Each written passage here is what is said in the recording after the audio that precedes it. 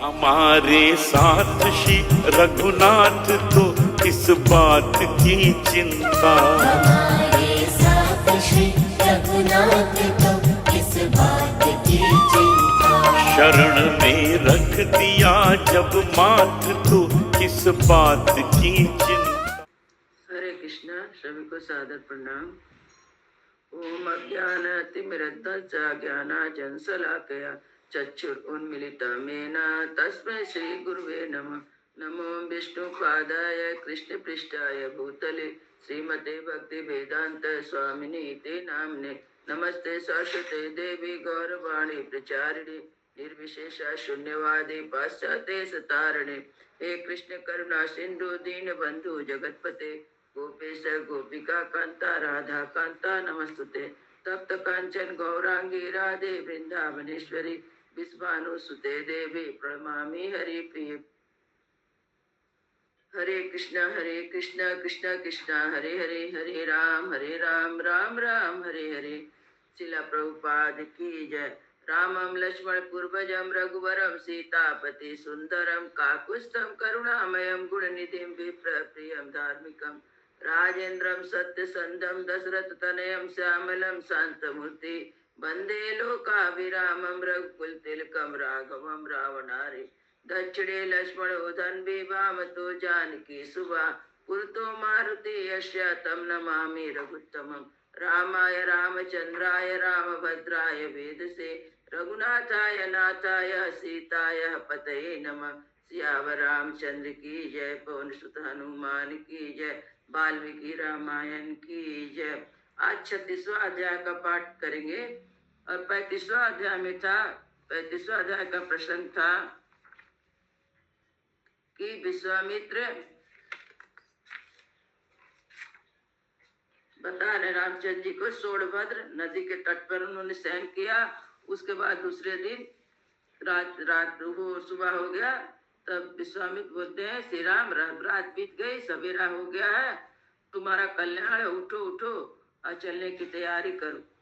मुनि की बात सुनकर नित्य नियम राम जी पूरा करके अपना चलने के तैयार हो गए। और इस प्रकार राम जी बोले कि ये जो सोनभद्र नदी है इसमें तो अथाह जल है, हम लोग किस मार्ग से, इसके किस मार्ग से, किस तरफ से हम लोग चलेंगे। तब महर्षि ने कहा कि तब विश्वामित्र बोले जिस मार्ग से हम लोग को जाना है वो हम पहले से तय करके निश्चय कर लिए हैं, यह मार्ग यह है, उन्होंने बताया।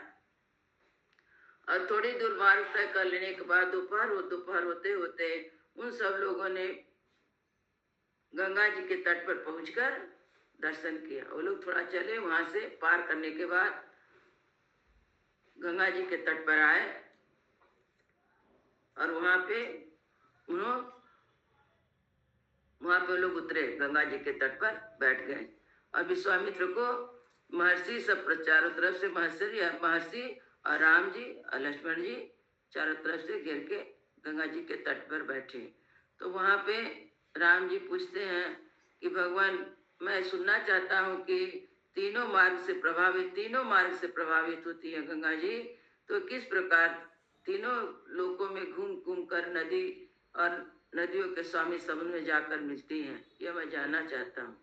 तो महामुनि विश्वामित्र ने कहना आरम्भ किया, कहा कि हिमवान श्री राम, फिर राम जी को संबोधित करते हुए कहते हैं, क्योंकि प्रश्न राम जी ने पूछा था, तो श्री राम हिमवान नामक एक पर्वत है जो समस्त पर्वतों का राजा है। उसकी हिमवान की 2 कन्याएं हैं।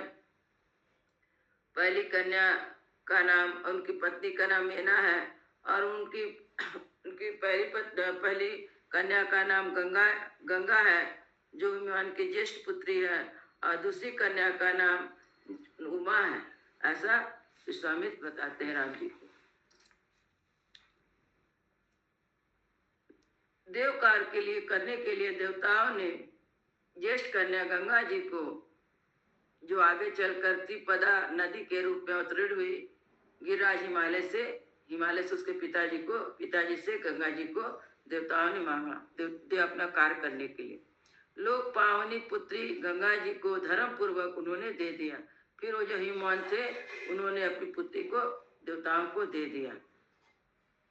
और दूसरी जो कन्या थी रघुनंदन, विश्वामित्र बोलते हैं रघुनंदन, गिरिराज की जो दूसरी कन्या उमा थी वह उत्तम और कठोर व्रत का पालन करती हुई घोर तपस्या में लग गई थी। उन्होंने तपोमय धन का संचय किया, तो बहुत तपस्या की थी और तपोमय धन का संचय किया था। और गिरिराज ने उग्र तपस्या में संलग्न अपनी वह विश्व वंदिता पुत्री उमा प्रभावशाली भगवान रुद्र को ब्याह दी। भगवान रुद्र को उन्होंने अपनी उमा को ब्याह दिया। इसके बाद गंगा जी की उत्पत्ति के विषय में मैंने बता दी। और त्रिपदा गामिनी कैसे हुई यह भी सुन लो। वो गंगा जी अब तीन जगह 3 धाराओं से कैसे बहती है, त्रिपदा 3 रास्ते से कैसे आती है यह भी सुन लो। कहते हैं कि पहले जो गंगा जी थी वह देव नदी के रूप में देवलोक में आरूढ़ हुई थी, देवलोक में थी। उसके बाद देवलोक से जल प्रवाह होते हुए पाप दूर करते हुए रसातल में चली गई।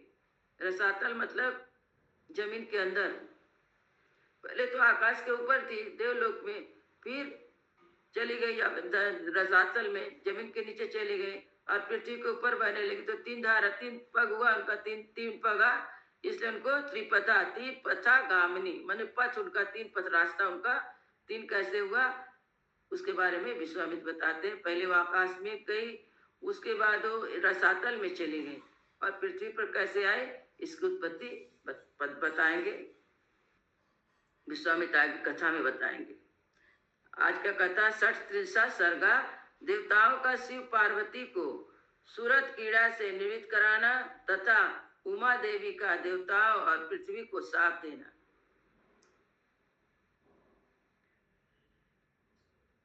उत्वाक्ते मुनि तस्मिन् उभो राघव लक्ष्मणो प्रतिनंद्या कथा वीरा ऊचु तु मुनिर्पुंगवम।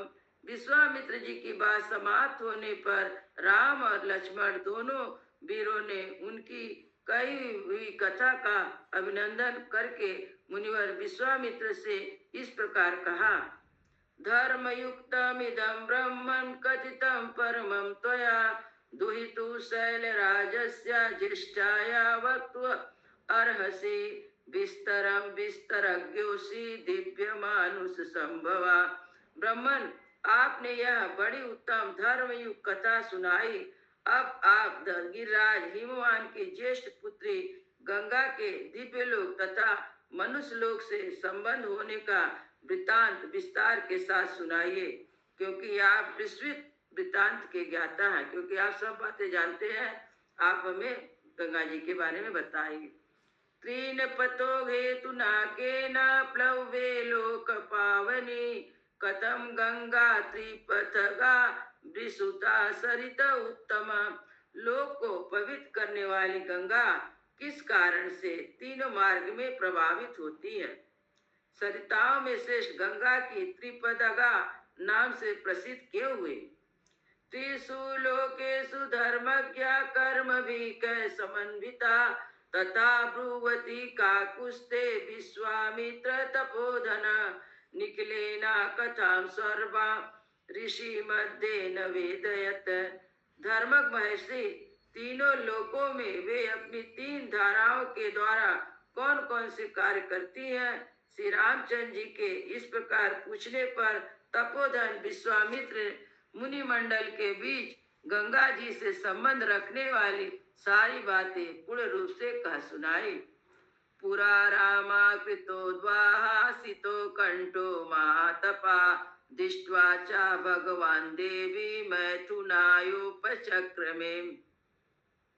श्री राम सुनिए, पूर्व काल में महातपस्वी भगवान नीलकंठ ने उमा देवी के साथ विवाह करके उनको नववधू के रूप में अपने निकट आई देखकर उनके साथ रति क्रीड़ा आरंभ की। तस्या संकीर्णमानस्य महादेवस्य धीमता सितिकंठस्य देवस्य दिव्यं वर्षशतं गता। परम बुद्धिमान महान देवता भगवान नीलकंठ के उमा देवी के साथ क्रीड़ा विहार करते 100 दिव्य वर्ष बीत गए। नाचापि तनयो रामा तस्यामासीत् परन्तप सर्वे देवा समुद्युक्ता पितामह पुरोगमा।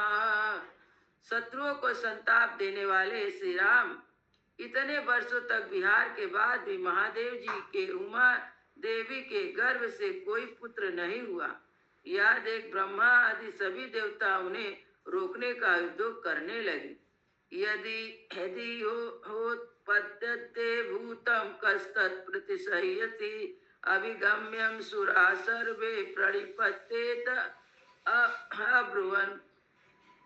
उन्होंने सोचा इतने दीर्घ काल के पश्चात यदि रुद्र के तेज से उमा देवी के गर्भ से कोई महान प्राणी हो जाए तो कौन उसके तेज को सहन करेगा। यह विचार सब देवता भगवान शिव के पास जा उन्हें प्रणाम करके बोले, देव देव महादेवा लोकयस्य सहितेरता सुराणां प्रणिपातेन प्रसादं कर्तुमर्हसि। इस लोक के हित में तत्पर रहने वाले देव देव महादेव देवता आपके चरणों में मस्तक झुकाते हैं। इससे प्रसन्न होकर आप इन देवताओं पर कृपा करें। ना लोकाधार्यस्यन्ति तव तेजा सुरोत्तमा ब्राह्मणा तपसो युक्ता दिव्या सा तपश्चरा। सुर श्रेष्ठ, ये लोग आपको तेज को नहीं धारण कर सकेंगे, अतः आप क्रीड़ा से निवृत्त हो वेद व्योदिक तपस्या से युक्त हो उमा के साथ तप कीजिए। त्रैलोकहिता कामार्थं तेजा तेजसि धारया रक्ष सर्वनिमान लोकान् नालोकान् कर्तुमर्हसि। तीनों लोगों को हित की कामना से अपने तेज को तेज स्वरूप अपने आप में धारण कीजिए। इन सब लोगों की रक्षा कीजिए, लोगों का विनाश ना कर डालिए। देवतानां वचा श्रुत्वा सर्वलोक महेश्वरा बाणमित्या ब्रवीत् सर्वान् पुनश्चात् इदम वाचाः। देवताओं की बात सुनकर सर्वलोक महेश्वर शिव ने बहुत अच्छा कहकर उनका अनुरोध स्वीकार कर लिया। फिर उनसे इस प्रकार कहा, धारिष्यामहं तेजा तेजसैव सहोमया त्रिदशा पृथ्वी चैवा निर्वाणमधिगच्छन्तु। देवताओं में उमा सहित मैं तथा हम दोनों अपने तेज से ही तेज को धारण कर लेंगे। पृथ्वी आदि सभी लोकों के निवासी शांति लाभ करें। यद्यं क्षुभितं स्थानमं तेजो हि अनुत्तमं धारयसि कस्तन्मे ब्रुवन्तु सुरसत्तमाः। किंतु सुरश्रेष्ठ गण, यदि मेरा सर्वोच्च तेज क्षुब्ध होकर अपने स्थान से खलित हो गया जाए तो उसे कौन धारण करेगा, मुझे बताओ। शंकर जी कहते हैं कि जो मेरा वीर है मेरे स्थान से हटकर कहीं दूसरे जगह गिर जाएगा तो उसको कौन धारण करेगा। एवं मुक्ता ततो देवा प्रतुचु वृषभध्वजं यत्तेजं क्षुभितं हि हृद्या तद्धराधारिष्यति। उनके ऐसा कहने पर देवताओं ने वृषध्वज भगवान शिव से कहा, भगवान आज आपको जो तेज क्षुब्ध होकर गिरेगा उसे पृथ्वी देवी धारण करेंगी। एवं मुक्ता सुरपति प्रमोचा महाबला तेजसा पृथ्वी येन व्याप्तं सगिरिकानन। देवताओं का कथन सुनकर महाबली देवी शिव ने अपना तेज छोड़ा, जिससे पर्वत और वनों सहित यह सारी पृथ्वी व्याप्त हो गई। ततो देवा पुनरिदम् ऊचुश्चापितानसनम् आविश्य त्वं महातेजो रौद्रं वायु समन्विता। तब देवताओं ने अग्नि से कहा, अग्नि तुम वायु के संयोग से भगवान शिव के इस प्रकार तेज को अपने भीतर रख लो। तत् अग्नि पुनः व्याप्तं संजातं श्वेत पर्यतं दिव्या सर्वरं चैव पावकादित्य सन्निभम्। अग्नि के व्याप्त तेज श्वेत पर्वत के रूप में पंडित हो गया। साथ ही वहाँ दिव्य सरखंडों का वन भी प्रकट हुआ, जो अग्नि असुर के समान तेजस्वी प्रतीत होता था। यत्र जातो महातेजा कार्तिको अग्नि संभवा अतो चा शिवं चैवा देवा सहर्षि गणास्तथा पूज्यामा सुरस्थर्तम सुप्रीत मनसा तदा। उसी वन में अग्नि जनित महातेजस्वी कार्तिकेय का प्रादुर्भाव हुआ। तदंतर ऋषियों सहित देवताओं ने अत्यंत प्रसन्नचित होकर देवी उमा और भगवान शिव का बड़े भक्तिभाव से पूजन किया। अतः शैल सुता रामा त्रिदशानी अब्रवीत समरयु परसनन सर्वान क्रोध संचरत लोचना। राशि राम, इसके बाद गिरिराज नंदनी उमा के नेत्र क्रोध से लाल हो गए। उन्होंने समस्त देवताओं को रोष पूर्वक साप दे डाला और बोली, यस्मानि निवारिता चाहम संगता पुत्र कामया अप्त्यम स्वसुदारेषु नोदपादिस्तु तुम्हार्यथा अद्र प्रवृत्ति दुयुष्माकर युष्माकम प्रजा संतु पत्नया। देवता, मैंने पुत्र प्राप्ति की इच्छा से पति के साथ समागम किया था, परंतु तुमने मुझे रोक दिया। अतः अब तुम लोग भी अपनी पत्नियों के संतान उत्पन्न करने के योग्य नहीं रह जाओगे। आज से तुम्हारी पत्नियां संतान उत्पादन नहीं कर सकेंगी, संतानहीन हो जाएंगी। एवं युक्ता सुराणां सर्वान् सशाप पृथ्वी अपि अवने नैक रूपम तुम बहुभार्या भविष्यति।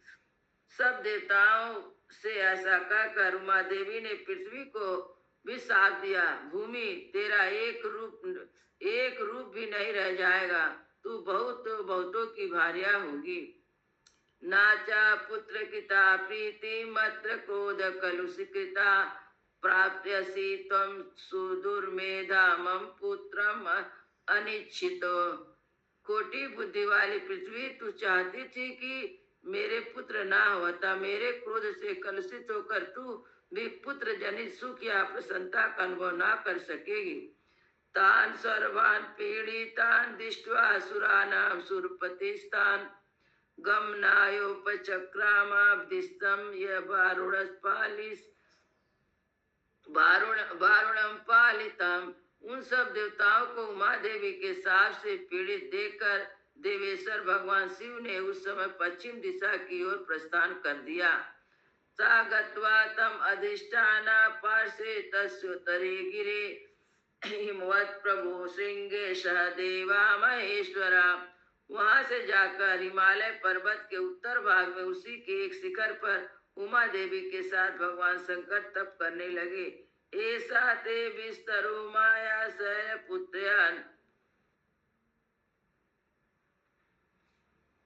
शैलपुत्र्या निवेदिता गंगायां प्रभवं चैवा सुडुमेश लक्ष्मणा। लक्ष्मण सहित श्री राम, या मैंने तुम्हें गिरिराज हिमवान की छोटी पुत्री उमा देवी का विस्तृत वृत्तांत बताया है। अब मुझे गंगा के प्रादुर्भाव की कथा सुनो। विश्वामित्र कह रहे हैं कि उमा देवी जो गंगा की छोटी बहन थी, उसकी कथा मैंने सुनाई। अब गंगा जी कैसे उत्पत्ति कैसे हुई पृथ्वी पर, यह कथा मैं सुनाऊंगा। इत्यर्थे श्रीमद् रामायणे वाल्मीकि आदि काव्ये बालकांडे 64 सर्गः।